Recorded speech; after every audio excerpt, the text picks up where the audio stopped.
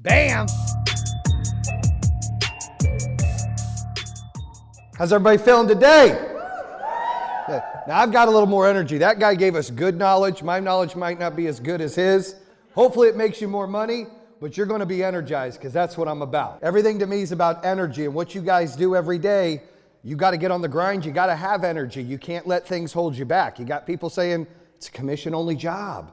You got to sell a house. You're putting in this work. What if they don't buy? What if they choose you not to sell? You got all this noise in your head, which is similar to some of the noise that I've had in my career, because I'm a big salesperson. I believe in commission only. I like to not be capped in and boxed in what I can make, and I believe in making sure other people have that opportunity as well. So what I want to talk about is a little bit, I have 8 principles that are in the book that really kind of give you a no excuses life, right? I'm kind of real and raw.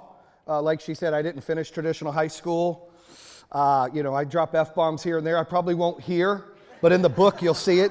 The podcast, you'll hear it. It happens. I try to keep it real. I'm not going to sugarcoat anything.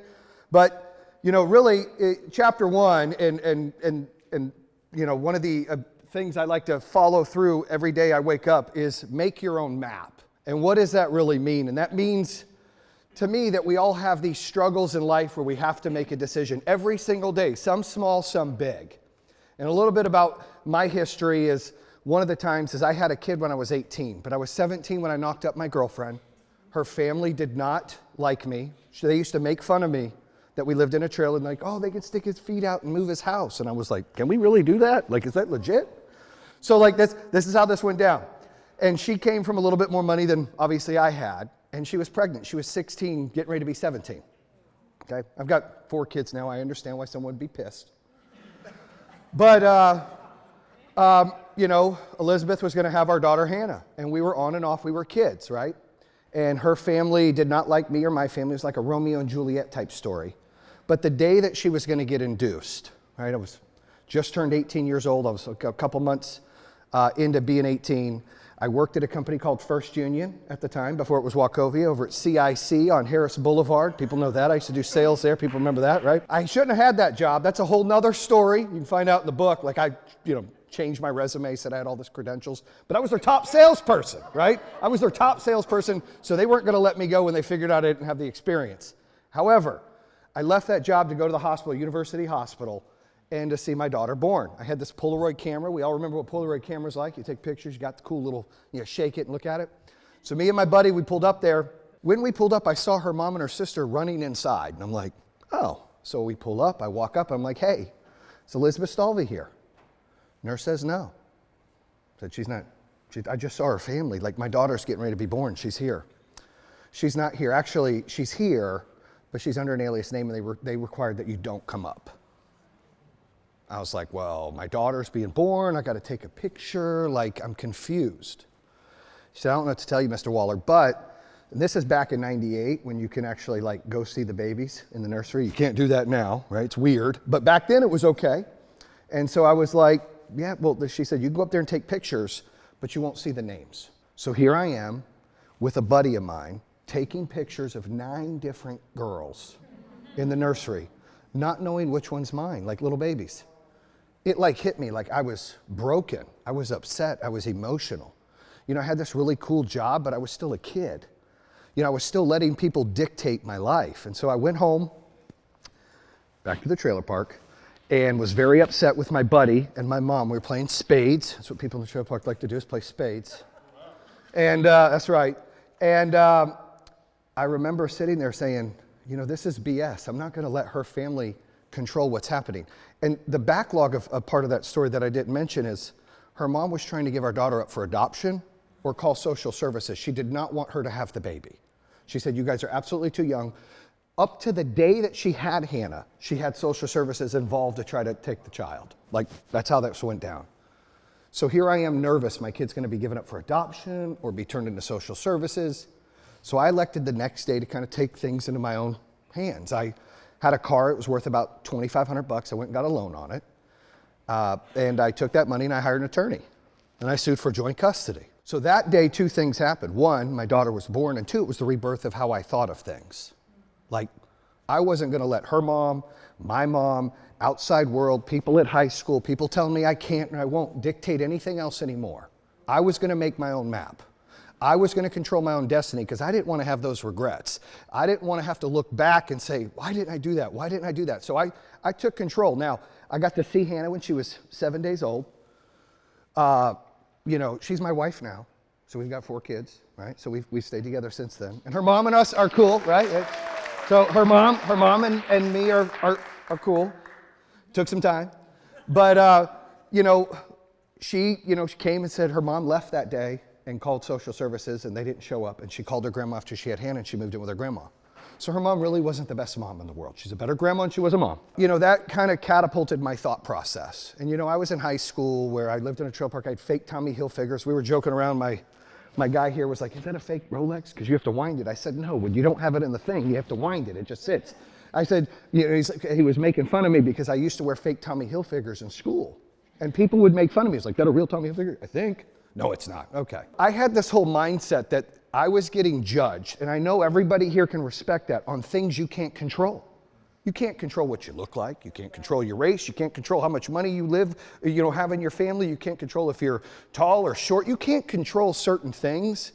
And I was tired of being judged on things I couldn't control. I couldn't control my parents didn't finish high school. We lived in a trailer park. I mean, to me, that was okay. I couldn't control that her family didn't want me to be in my daughter's life. I couldn't control, I controlled that I was going to be, but I couldn't control what they wanted. I couldn't control, what we had at the dinner table or what I got for Christmas. But what I could dictate is what I did to make a difference, right? There was no excuses with me. There was no pointing the finger. This is holding me back. That didn't work for me. So I kind of changed that mindset to make your own map. I ran into that same thought process many times in my business, to where when I opened up, I went from First Union to AT&T to Verizon Wireless, and I wouldn't get promoted. I was sitting there many, many times, top salesperson at Verizon Wireless, back when cell phones first came out, like 01 to 04, when not everybody had it, and I was selling BlackBerry PDA service over here, Charlotte Pipe and Foundry.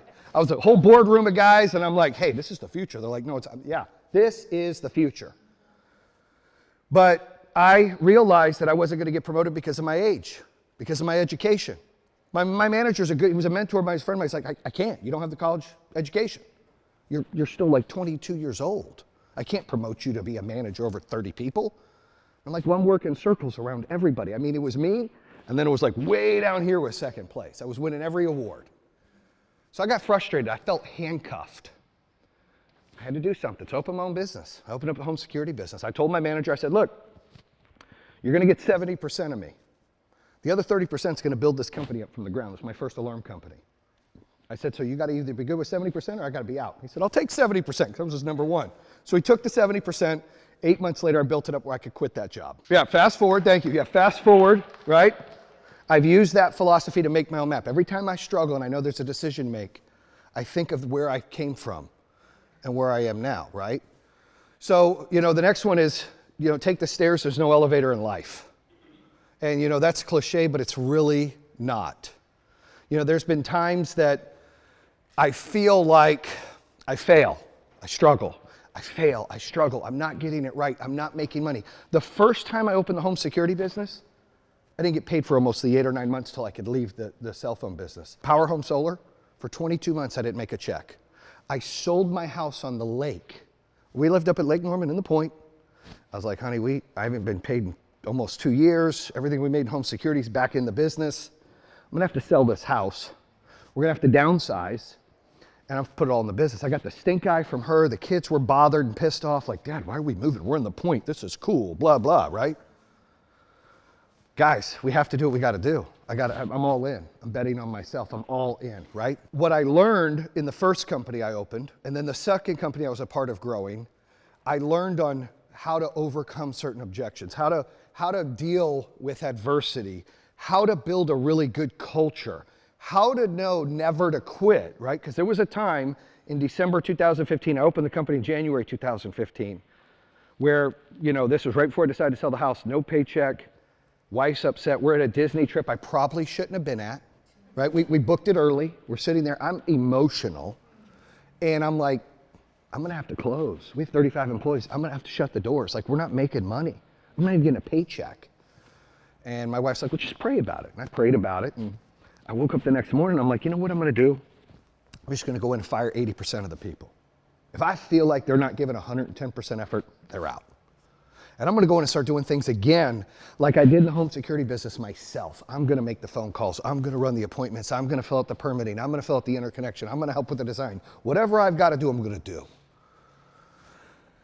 And to me, that was taking the steps, because I went in, I fired 80% of our staff, and I started building it up. And about 8 months later, I started getting a paycheck, and we started being profitable. We added more employees, but we finished year 2. So year 1, we did $3 million in sales, lost money, had 35 employees. Year 2, we did $14 million in sales, lost money, but I started getting a paycheck in November, which was exciting, because the wife was like, you're actually getting a paycheck? I'm like, yeah, high five, right? Year 3 really got interesting. We did $40 million in sales. We expanded into new markets. We ended up with about almost 250 employees. We were profitable. Year 4, we did $105 million in sales, 500 employees. Year 5, we did $350 million in sales. No, $185 million in sales, X amount of employees. We just finished last year with 390. No, it's all over the board. We finished last year with 590. The year before was 390. But we've only been doing it 7 years. We have 2,200 employees. But how did I get there? How did little old me get there? I took the stairs. I learned from every mistake I made. Every failure I had, I took as knowledge. As our guy Morgan Freeman would say, I failed forward. I paid attention to the struggles I had, and I tried to learn something from it. I don't like to use the word failure because it makes you feel bad. I like to use the word opportunity. I had this opportunity. I get the results I wanted, but it was an opportunity where I got something from it, and I applied that to the business. I created this 80-20 rule. When I first did it, I fired 80% and kept 20%. But now every single month, every one of our directors, we've got 30 directors, are accountable for firing or putting on a PIP plan. Everybody's eyes got big. 20% of our staff every month. But I'm a big believer, you run a business, you run an organization like you run a sports team. If they can't put up points and your bench's not strong, you're gonna lose. And this isn't a, hey, we're trying to be friends business. This is a, how do we get to the next level so 2,200 employees can put food on their table, so 32,000 customers can have solar and own their power. That's, to me, what it's about. So we don't have time. We put KPIs in place, and we have accountability. And that's part of the things I learned on taking the stairs and not taking the elevator. Because had I just been successful early, I wouldn't have learned those things. I couldn't overcome. I couldn't be as tough as I was to deal with some of the things you got to deal with running a company. Don't be held hostage is a big deal, because, you know, I talked a little bit about my wife's mom, which I thought she was the devil for a long time. My family wasn't innocent. You know, I grew up with some abuse, not a lot, but when you look back, you're like, damn, I'd never do that to my kid, right? But it was tough, because when I got married, my parents had this thought process that I was still their kid, and that was my first family, and my wife and kids were kind of my second family. I'm sure people can relate. It's like, no, you're gonna listen to me, son, and Liz, you need to feed them this way. You need to do this way. That was the stuff that I got early on in the marriage. 2 kids, 3 kids, 4 kids. Like, it started to become a pattern where I was in the middle of my wife and my mom all the time. I was being held hostage to try to make each one of them happy. And I was confused. It was until I was, I'm 42 now, but it was until I was 30 till I really figured things out that, oh, that's not how this works. And my wife back then, so think of 12 years ago, sanitizer was not cool. Now it's cool. You got masks, sanitizer, people are wearing like gloves on their heads. I mean, you got all kinds of crazy stuff, right? Back then, 12, 14 years ago, like, people didn't even have sanitizer. Like, it was not heard of. You just wash your hands. So when my parents would come over, it was, hey, can you take your shoes off and put some sanitizer on? What, are we dirty? Why do we have to do that? Now, it seems like that's normal now, but think of 12 years ago, that wasn't normal. Grocery stores didn't have anything. There was no sanitizer. So my wife, like, it was cool when it wasn't cool for her. I would feel bad. I felt like I was disappointing my parents because my wife was so strict on her rules, which those are our rules, and I kept playing in the middle. And I struggled with it. And there was an argument that my wife, when she was pregnant with our 4th child, and my mom had an argument, I was in Nevada. I don't like to say Vegas. Nevada always sounds a little better. So I was in Nevada with some business associates, and I came back, and my wife said, she called me from work. She was at the office. She said my mom shoulder checked her while she was pregnant. Like they argued about something, and she shoulder checked her, pop. And my wife was very upset and distraught. My dad started yelling at her. My parents worked for me at the time. It was my first business, alarm company. My dad retired from AT&T, got a BS package, wasn't making money. I hired him, he grew in the business, and I had him manage some things. But it was hard because here's my dad working for me. I've got to put on a I'm your boss hat and then take it off, oh, you're my dad hat. Like those are more things you learn as you go. But I got a phone call from him and my wife was all fired up. I'm done. So my dad called me around his mouth. I said, we're done. We're done. So we didn't have a relationship with them for a year. They didn't get to see my son be born. My mom would send me letters or call or text and say, I'm the grandparent of those grandkids. I'm allowed to see them. The truth is, a relationship doesn't entitle you to anything because you're blood related. That means nothing. What a relationship is mutual. I give, you give. I take, you take. It's not I take. And a lot of people are held hostage in a relationship, whether it be a family member, whether it be a spouse, whether it be someone that you care about, whether it be someone you work with. We feel held hostage. Oh, I have kids, I can't leave. Oh, it's my mom, I have to deal with this. Oh, it's my best friend, I feel bad. Oh, it's my little brother. Like, I had to learn that that's not how this works. And all of us get stuck being held hostage somehow, some way in our lives with people. And I tried to change my mindset that year. So I didn't really grow up ever going to church. And I'm not going to promote like a ton of church or anything, but I didn't grow up going to church. But when I didn't have my family around, we just had my son was born, things were bothering me. And so my wife was like, well, let's try to go to church. And we went to every church you can think of. We went to a Mormon church. We went to a Catholic church. We went to a Baptist. We went to all of them. And I can say that because we're in North Carolina. When I bring stuff up in other states, they can't relate. But, I tried all the churches. And I liked the Catholic church. My wife grew up Catholic. She was like, man, this is structured. This is fun. She's like, it's not fun. I'm like, well, it seems fun. Nope. I'm like, okay. I thought it was fun. And I thought it was cool. If you screw up on the weekend, you'd come back in and say, hey, forgive me for my sins. I'm good, right? Like, I thought that was cool. She didn't.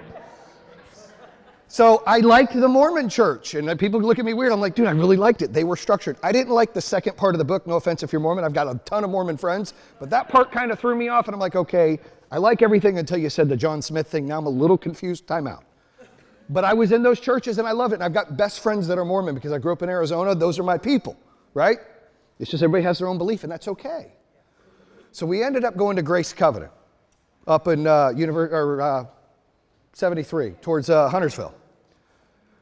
And, we knew Stephen Furtick and his team when he was first building his church, right, Elevation, which I love. That's the only person I can listen to that gets me inspired and motivated, by the way, just energy. But when he wasn't really doing things, we went up there to Grace Covenant. And I remember sitting there going a few times and seeing what these other people had that I didn't. And I'm not one that's ever negative in jealousy. I'm one that's positive, like in envy, like, wow, man, that's really cool that they got that. How do I get that? That's exciting, right? I get excited about seeing people successful or doing great things. I saw these men having control of their families and their kids and their wives in the church praying over them, and I didn't have that. And I lacked that. And here I was, I didn't have my parents anymore. I wasn't talking to them. Therefore, my siblings were split. One sided with my parents, one sided with me. It was chaos, and I needed some guidance. So I started going to church, and we decided to get baptized, become born-again Christians in 2011. And then we renewed our vows and had a huge wedding, because I gave her a Mickey Mouse wedding. Like, it was like, hey, pick me up, let's go to the Justice of Peace. Okay, and we went and did that after Hannah was born. She was 2, true story. So she never asked for a big wedding, so I gave her a big wedding, 10 years later.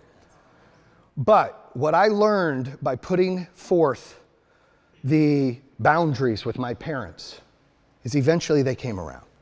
And eventually they respected that if they can't respect the entire circle, they're not going to be part of the circle. That my life is my wife and my kids first, not them. They're second. And they got it.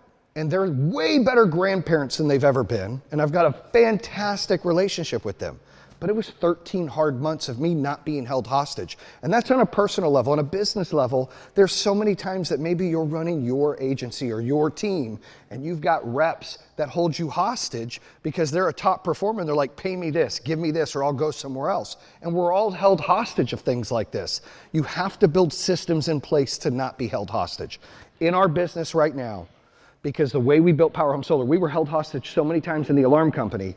I don't care if you're the top rep or the top 2 reps or the top 3 reps. If you do any kind of shady stuff or integrity, you're fired. And guess what? Those 3 just became number 1, 2, and 3, and we don't miss a beat because we built systems where everybody is a cog on a wheel, on a truck, on the road. Nobody is bigger than anybody. The person that cleans the bathrooms is just as equal as the person doing the accounting. We treat our business that way and our culture that way, and it's allowed the systems to really change and never be held hostage as we grow, which is important. When you're growing a business or you're growing a brand, you have to not be held hostage. It is your name, it is your company on the line. And you've always got to protect the brand every single time. Scared money don't make money. I touched about it a little bit. We sold the house. I put all that money back into the business on me. So here I sold 2 security companies, a few $1,000,000, stuck it in there. Sold a house on Lake Norman, a couple $1,000,000, stuck it in there, no paycheck. I let it all ride on me. And I'm glad I did because we're sitting with 2,200 employees. And like I said, we did almost 600 million in sales last year. We'll do probably $1 billion this year. You have to be able to bet on yourself. If you can't bet on yourself, nobody will bet on you. If you can't be a leader and set forth that map and show people that you're all in, why would they follow you? People follow people they believe in. And people won't believe in you if you don't believe in yourself. That's a fact. And I know people say that, but you really got to look in the mirror and give yourself some affirmation sometimes to say, I believe in what I can do. I believe in who I am. I believe in what I'm going to do today. I believe in how I'm going to handle this. And you got to make decisions and not second guess it. Too many times we all sit in the mud. Should I do this? Should I do that? What do I do? Just make a damn decision. Let your intuition kick in, make a decision, and don't look back. There's no such thing as a wrong decision. You just get different results. It's not wrong. You make the best of your decision because the moment you make a decision and then you look back, you didn't give this one a fighting shot because you're worried about what you didn't do. And we're all guilty of that. And really, scared money don't make money means you're betting on your decision. Like, I'm making this decision, I'm done. Not thinking about it. My eyes are in the front of my head for a reason. That's my choice. Move on and deal with the consequences and the results you get. When you do that, more things happen. When you sit in the mud and you contemplate back and forth, you're really failing. That is failure. That is regret, right? Turn failure into fuel. So that leads right into it. So in my eyes, I hate the word failure or dislike the word failure. I don't like to use hate either. But failure is something that we all can associate with. You know, did I fail in school? Yeah, I kind of did. English was bad. I can't spell for anything. I can do some math though. Did I fail in parenting? Well, of course. I was probably a C with my first kid. She's 23. I got 2 grandkids. I'm probably a B+ with my 4th. So in between, it got a little better, right? But we all have these struggles and failure. I have an episode in my podcast, 25 jobs before I was 24. I had 25 jobs before I was 24. That's a lot. Now, I don't know if that's failure, but that's a lot. Okay? I learned a lot of stuff at 25 different places. I mean, places from Pizza Hut to Captain D's to Boston Market, which I loved, and I was there like 9 months. I was there long. You know, that's a long time for me. To First Union, to AT. But my point is you learn these things with failure, or what I like to call opportunities. You learn things from people. When I'm around different people, I learn stuff every day. I don't believe how much money you are or how high your title is. That doesn't mean you're successful. What success is fulfillment and happiness. And what you can give back and elevate other people, right? And what you learn from other people. What I love most about the podcast stuff that I do is that I learn from everybody I bring on that episode. I'm like, whoa, that's gold. I need that. Like, I learn every single time. You can't have enough people out there that you can learn from. Everybody should have a coach, and everybody should be a coach because everybody's at a different level in their life where they got to go ahead and elevate and step up. And everybody can help everybody do that. I've went from a coach to a CE coach to a personal brand coach to a public company coach, right? Because we're trying to take our company public. All these steps that I do, that I learn, that I elevate and level up with. But you got to have some humility, and you got to be humble enough to say, I don't know everything. Like, I got to learn from other people. The moment you think you know everything, you are going the wrong direction. And I can tell you that. There's been many times I was like, I can do our books, I can do that, I can do, no. You can't be great at everything. You're gonna be great at a couple things. And that's all you need. Find other people around you to be great, right? So turning failure into fuel is learning from your mistakes, your opportunities, and applying that to be better. Love your haters. So we talked about my mother-in-law. So I've had a lot of haters. If you follow my social media, I just was talking to my old mentor, my boss at Verizon Wireless.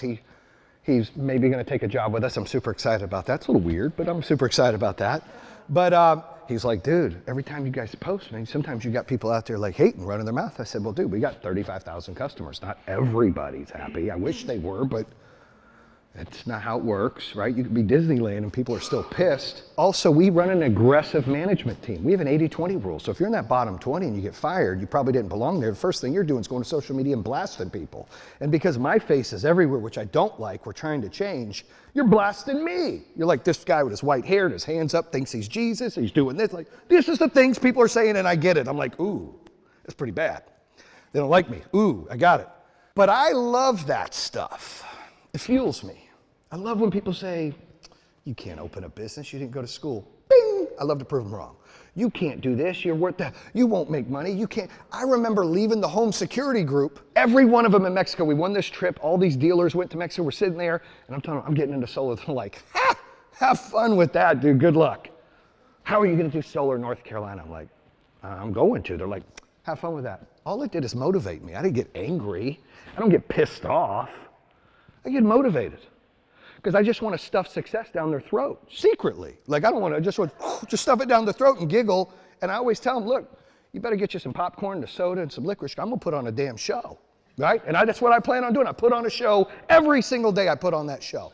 I want the haters to watch me, because if they're watching me, and I'm watching me, that's a lot of people watching me, I'm growing, and they're staying the same every single time.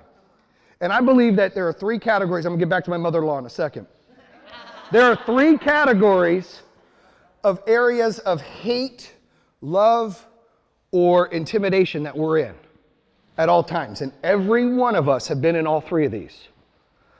The first one is love and success. You love to see successful people. You love to encourage and empower. You love to learn from people. You love to see winners. You get excited to see winners. You get happy when people are buying cool things and going on vacations. You're smiling all the time. You're smiling for them. You love that because you love what they're doing and you love the opportunity that you may get to do that, or maybe you love doing it and you love sharing that opportunity with people.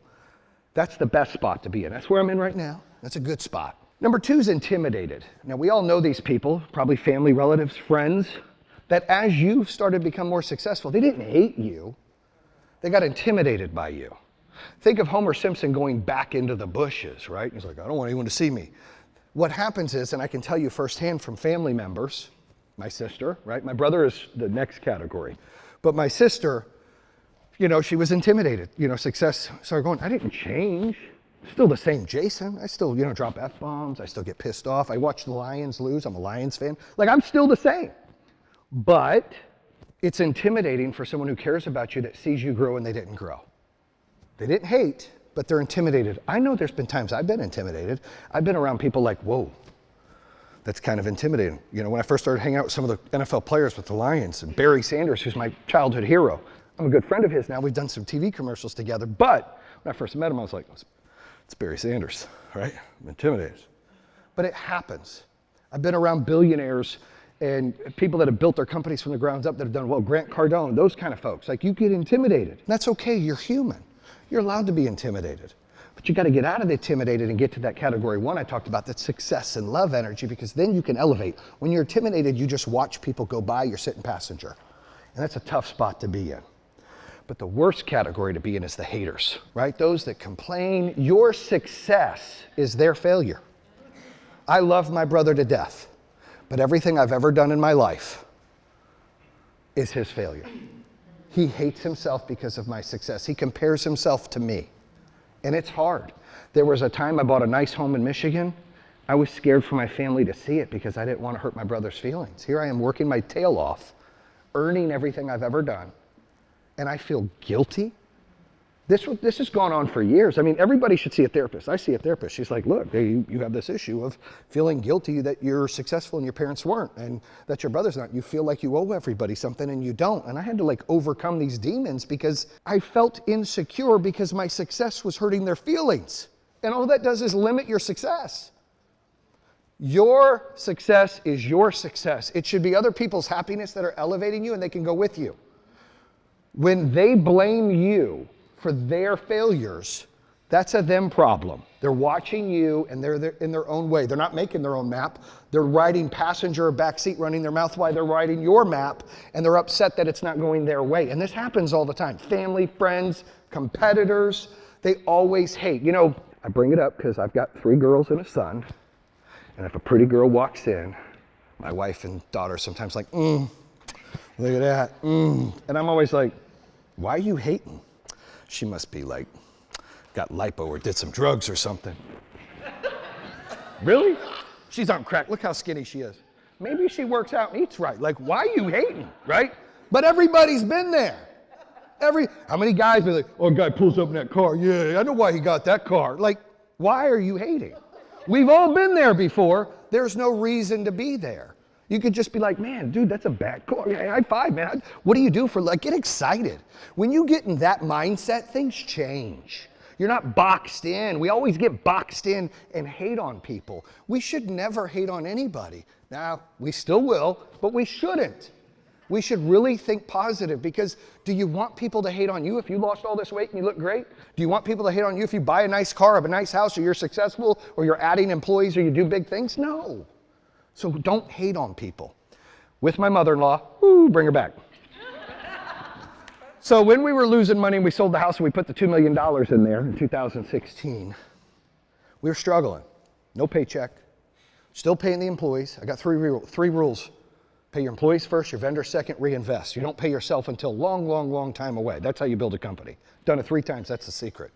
But in this, I'm like, dude, this is so tough. Sold the house, what are we gonna do? My wife goes, well, hey, my mom's got some money. Do you want a loan from my mom? Hell no, I don't want a loan. I wouldn't pee on your mom if she was on fire, let alone take money from her, and God forgive me. Yes, that's what I said. I was fired up. There's no way I'm taking money from her. I'd rather get hit by a bus 4 times. Not a chance. Well, she's just going to give it. I goes, we don't need the money. What's she going to do? I just put $2 million back into the business. Well, she's got $100,000. I don't care. We don't need her $100,000. So I went back to work. I got a business partner, Kevin, who is my yin to my yang. We're the complete opposite, which is great. Partners should always be the opposite. That's how you grow. And I'm like, dude, believe Liz. Like, she's like, my mom can loan you money. Like, I just put $2 million.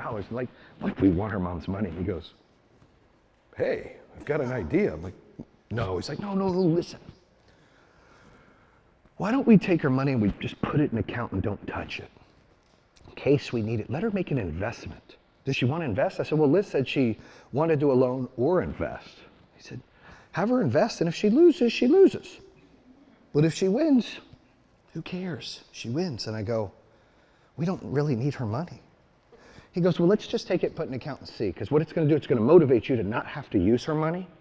And if you do use her money, you're not going to feel that bad because you don't like her anyways. True. So I go back to Liz. If your mom really wants to invest, that's fine. So Tish comes over, and I look, we're going to take your $100,000. We probably don't need it. I'm going to put it in there. But if we lose it, like we lose it. There is no like, oh, can I get it back? Like, I'm letting you know. Like, I bet on me. I'm putting all my money on me. But I'm going to put it in a separate account because I really don't want to use it. Well, use it if you want. No, I'm not going to. So we put it in a separate account. 5 years later, we made her a millionaire. 5 years later, I made my biggest hater in life that judged where I lived, that wouldn't let my first daughter be born, let me see her born, a frickin' millionaire. Cashed her out before we got too big and said, here you go. She's like, isn't it worth more than that? This is what you're getting, take it, run. So we took her $100,000, she made 10 times her money, she's now a millionaire. There's nothing better than turning a hater to a frickin' fan. There's nothing better than that. I have haters that work for me now, okay? So I have haters that work for me that doubted me in the security business, that doubted me in the solar business, and now they're like, I really want to get into solar. I'm not going to, come on, let's go. There's nothing like it. It's the best feeling in the world. And you don't have to hate them back. Love them back. Love your haters. Let them hate you because they're just going to elevate you. Team out. I was talking a little bit about this. Life is a puzzle. It really is. Each one of you are your own unique piece, and in your business, you're your own unique piece. And you can't have the same piece. It doesn't add up to the puzzle. You have to surround yourself with people that are different. Different things. Like I realized growing this business, the first company ended up doing 12 million in sales a year, was the biggest. The second company was 36 million in sales. Pretty big. But now we do like 70 million a month, right? So it's like, whoa. Well, how do you get to that point? Well, that's a lot for an uneducated, no, Harvard degree or anything. No offense if that's where you went to one of those Ivy schools, right? No offense. But it's hard for you to fathom. And what I've learned is in 2017, when I mentioned our exploding growth, we got to a point that I was nervous. We were getting sales and we were in waters that I wasn't used to. And the last thing I wanted to do is struggle for my team, right? You can't be selfish. This isn't about ego. And there were things that I didn't understand, like how to raise private equity. I didn't even know what the hell private equity was. A true story, I'm on record saying this all the time. 3.5 years ago, I didn't know what EBITDA was, and I built 3 companies. I didn't know. Some of you might know what EBITDA is, some of you might not know what EBITDA is. I just learned like 3 years ago, okay? Because we were always on a cash business, not accrual. We weren't GAAP. We weren't any of that stuff that I've learned over the past few years. But we were at a place in our business in 2017 where we needed private equity. And we needed private equity because every dollar we spent advertising, I know you guys can appreciate this, and every dollar we spent commission, we didn't get paid until it installed. Kind of like what you guys do. You don't get paid until it sells. You're investing in your clients. You're investing in your business, investing your time and your resources. It's the same thing. So when we were growing, we didn't have enough capital to continue to grow at the pace I wanted to grow because we were outsourced all of 70, 80% of what the deal would cost us without seeing anything until install. And things take 2-3 months to install because you got permitting, interconnection, everything else. So I was like, we really got to raise some private equity, give away a small piece of the company, bring some cash in, and take it to the next level. So I told Kevin, my wonderful partner, right? I feel like I'm Batman and he's Robin. Hey man, we're going to hire a president, because he was president at the time. So we're going to hire a president that can come in that's got some tenure, that has experience in private equity deals and public deals, and to help us raise private equity. We don't need that. Yeah, we do. No, we don't. We can do it. I said, dude, both of us didn't go to college. We're idiots. We're winging it. Okay, we're crushing it. But dude, we've got like 300 employees that depend on us. They have to put food on their table for their family. You think I'm going to pretend I know something that I don't know? How the hell are we going to get there? Dude, what are we going to do? Like, just trust me. Just trust me, dude. Do your marketing, smile, trust me, okay? So I interviewed this guy, Steve Murphy, a little older guy, he's about 65, 66, and he wowed me. Been in the healthcare business, built these corporations, private equity, and so we gave him a sweat equity deal with gain share type thing to where if he could raise capital, he would get some stock in the company, and he'd have that for the future. He came in and brought a lot of wisdom, right? He kept us between the buoys. It was a game changer. But I had to stick my ego to the side. This guy knew a lot more than I did in a lot of different aspects of the business. Of course, I knew how to do vision. I knew how to scale. I knew how to be efficient. I knew how to inspire and motivate. Steve wasn't that. But Steve knew how to build culture and an HR team and an accounting team and how to get us GAAP certified and how to really find us private equity to raise money. We ended up in 2018 doing a private equity deal with a company called Trivest that invested in the company. 25% of the company brought several $1 million into the company for that. And that allowed us to expand to multiple states. We're in 16 states now. But had we not hired Steve, have I not stuck my ego to the side and have some humility to say, I don't need to be great at everything. I got to do this and bring somebody in that is smarter than me in different categories. That's how you grow. So when you're growing a business, I heard our buddy out there said, never go 50-50. I would agree, don't go 50-50. Like I still call the shots in my show, right? But you want to surround yourself with people smarter than you that bring something that you're lacking, because then you both win.